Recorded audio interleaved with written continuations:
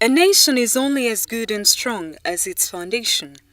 Unfortunately, Uganda's political history does not bode well for Uganda's political future, creating a sense of uncertainty and disillusionment for both the average Ugandan and politician. Mwambustya Ndebesa, a political historian at Makerere University, blames this on the lack of a unifying factor. We also don't have national heroes around which a national spirit and a national memory, collective memory would have been built. We don't have heroes to refer to. We have also missed an opportunity to have a constitution that we take as a sacred document around which national consciousness would have developed. So we have remained divided along ethnic, regional and religious lines, and that explains why there is political instability and political uncertainty in Uganda.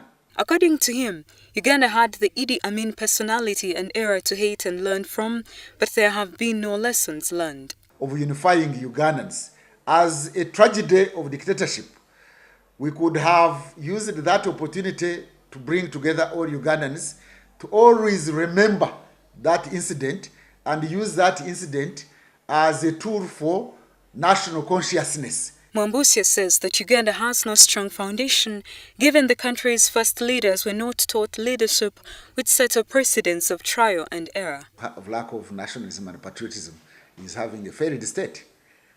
So there is a potential for failed state in any of these countries that have not evolved a sense of nationalism. This has, over the years, built a sense of recklessness and a lack of integrity, which has destroyed any hope of building a nationalistic nation, thus weakening service delivery. Goodwill and integrity and nationalism are efficient delivery of public goods and services. You will tend to self-serve.